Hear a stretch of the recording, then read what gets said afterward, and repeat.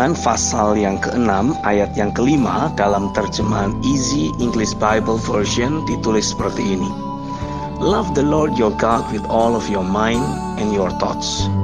Make him the most important person in your lives. Think about him every day. Kurang lebih terjemahannya bertuliskan, kasihilah Tuhan Allahmu dengan segenap pikiran dan pemikiranmu.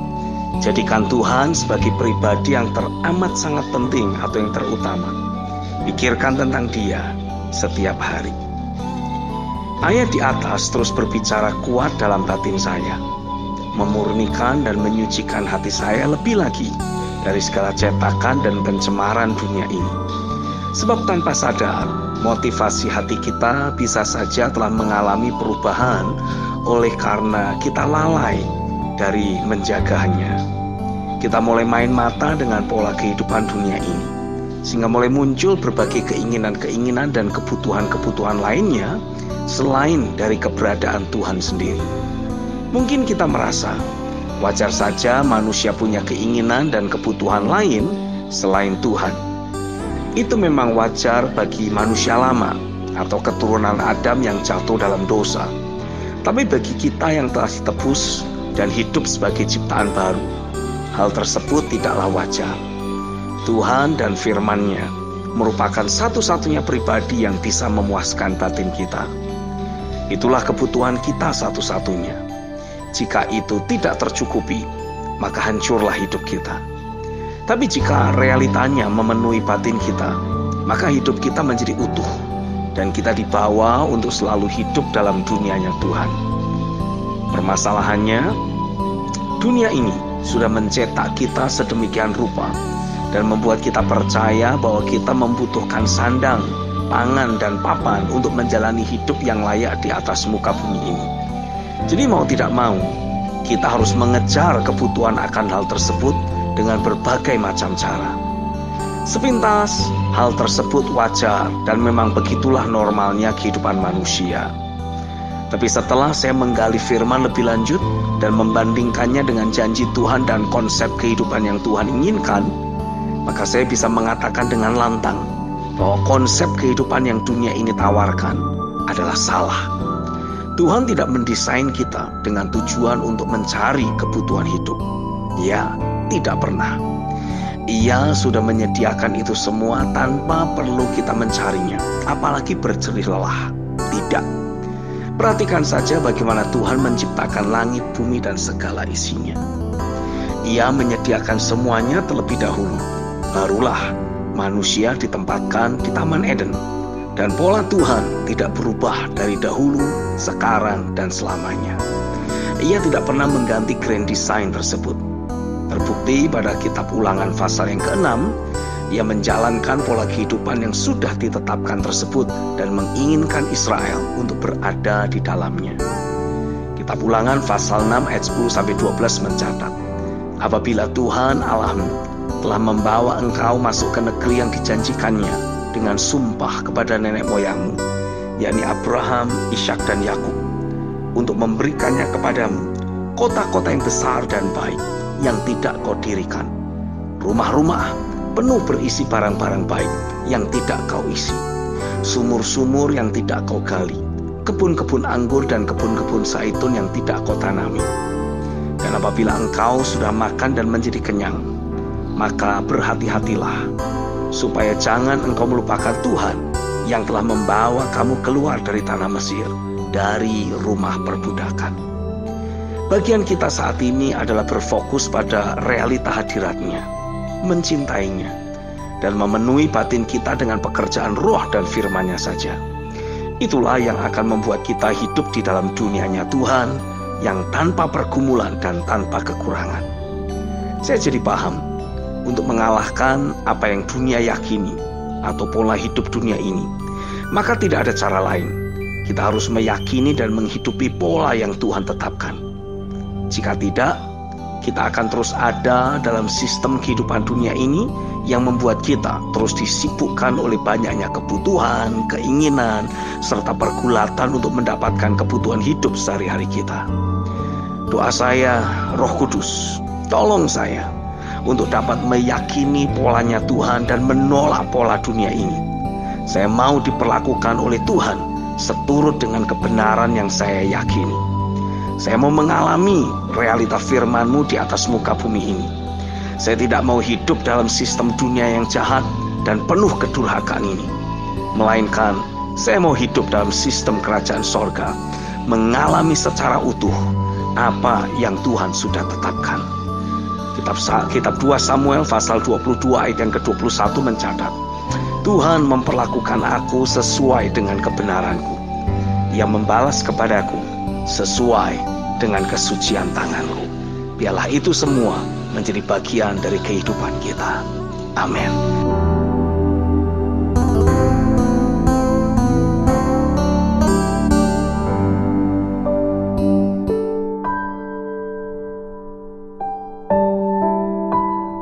Kembali saya akan membacakan kitab Ulangan pasal yang ke-6 ayat yang ke-5 dalam terjemahan Easy English Bible Version.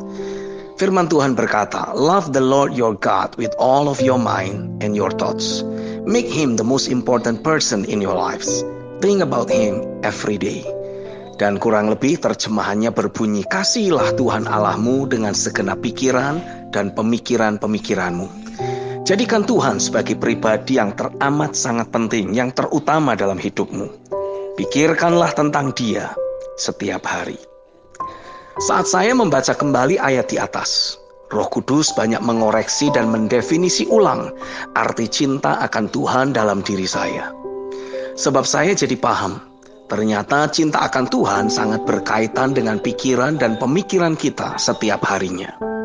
Hal apa yang paling kita pikirkan sampai menguras energi dan waktu kita? Itulah yang sesungguhnya sedang kita cintai. Pemikiran apa yang paling sering melintas? Itu jugalah yang sesungguhnya kita kasihi. Dan pribadi siapa yang paling kita utamakan? Itulah pribadi yang kita sayangi dan utamakan. Pertanyaannya, hal apa yang paling sering kita pikirkan dengan segenap kekuatan hingga menguras energi dan waktu? Apa yang sedang terus kita prioritaskan? Pekerjaankah? Uangkah? Istri atau suamikah? Atau anak?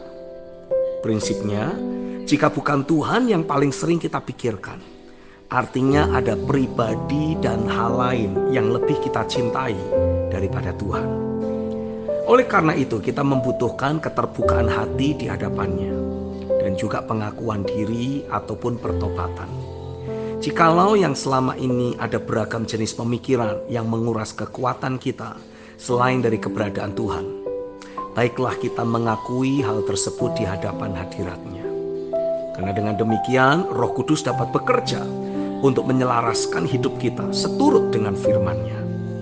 Hati yang mencintai Tuhan akan Dia kobarkan kembali, dan firman-Nya akan senantiasa diberikannya untuk menjadi bahan perenungan dan pemikiran kita di setiap saat. Pertanyaan berikutnya, apakah kita tidak boleh memikirkan orang lain? Boleh-boleh saja, tapi tidak boleh lebih dari porsi kita memikirkan Tuhan. Bahkan dalam Ulangan pasal yang ke-6 justru ditegaskan, sekalipun itu adalah anak kita sendiri, darah daging kita sendiri, tetap saja tidak boleh melebihi porsi cinta kita terhadap Tuhan. Justru anak yang harus diselaraskan akan menjadi generasi yang mencintai Tuhan.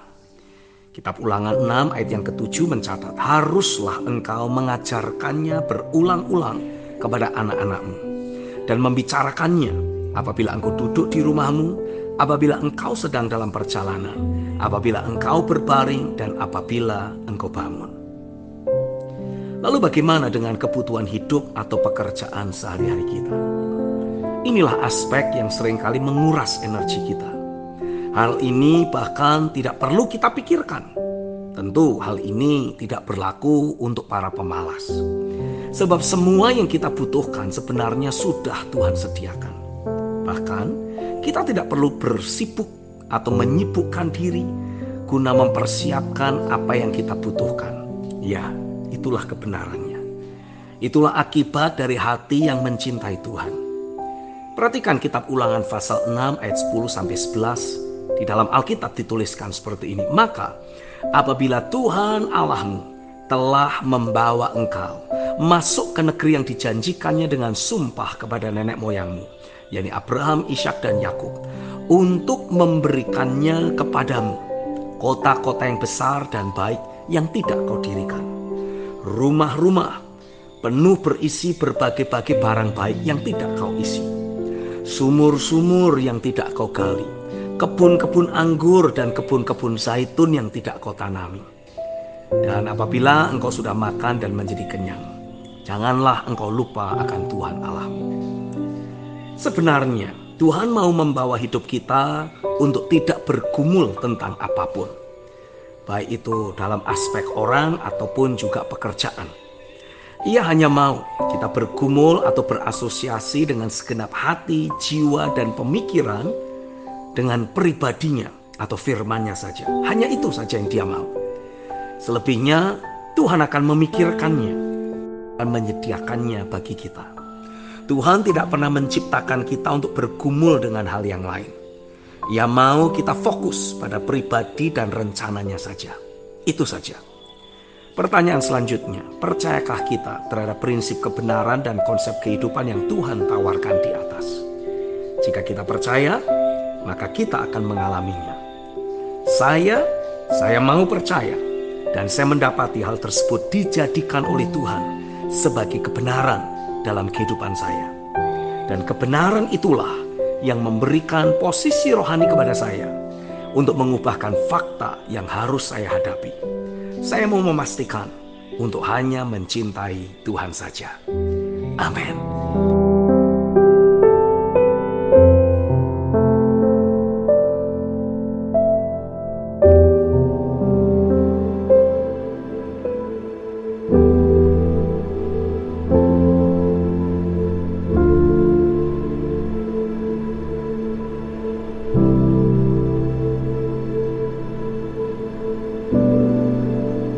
Secara pribadi, Tuhan berbicara seperti ini kepada saya mengenai level kematian yang harus saya jalani. Banyak orang menganggap ketika dirinya mengikuti orang kegerakan yang Tuhan tetapkan, maka ia akan mengidentifikasikan dirinya seperti Yosua yang mengikuti Musa, seperti Elisa yang mengikuti Elia, dan seperti Timotius yang mengikuti Paulus. Tentunya tidaklah salah membayangkan hal itu, sebab ada sikap hati dan gaya hidup atau pola ilahi yang kita bisa dapatkan dari mereka untuk kehidupan kita sekarang, agar terus berjalan dalam kebenaran sebagai seseorang yang Tuhan tetapkan berada di bawah kepemimpinan seorang pemimpin kegerakan.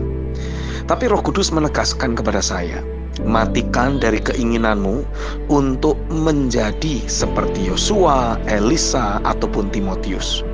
Bahkan tidak perlu berpikir ke arah sana sebagai orang yang akan melanjutkan atau berfungsi dalam kegerakan dengan porsi roh dan pengurapan 2 kali ganda. Tidak perlu. Bebaskan dirimu dari keinginan tersebut. Sebab memang sejatinya tujuanmu bukan untuk itu, melainkan untuk mati di kayu salib. Inilah yang disebut keserupaan dengan Kristus. Pokoknya segala hal yang berkaitan dengan aku akan menjadi, semua itu harus mati. Satu saja keinginan kita yang harus kita jagai, yaitu keinginan ilahi, seperti yang Paulus inginkan. Seperti yang ditulis dalam kitab Filipi pasal yang ketiga ayat 10-11.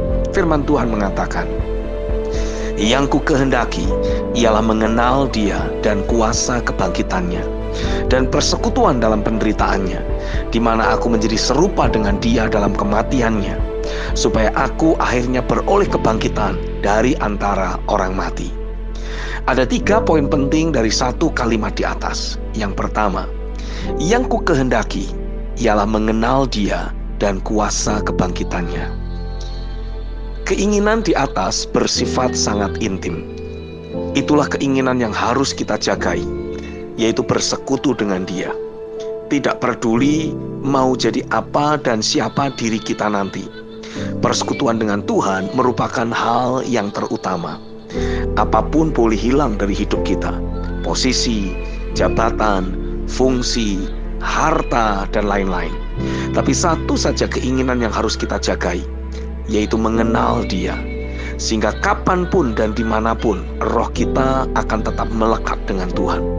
Inilah kepuasan batin yang tidak bisa diambil oleh siapapun dan apapun, dan tidak bisa ditukar oleh kepuasan dunia ini. Yang kedua, menjadi serupa dengan Dia dalam kematiannya. Kita tahu bersama bagaimana kematian Yesus, kematian yang terhina, terkejam, dan penuh siksaan, penuh dengan darah dan cemoohan. Paulus menegaskan, ia mau mati seperti itu. Keinginan Paulus dengan keinginan para hamba Tuhan, khususnya di zaman sekarang ini, sungguh sangat bertolak belakang.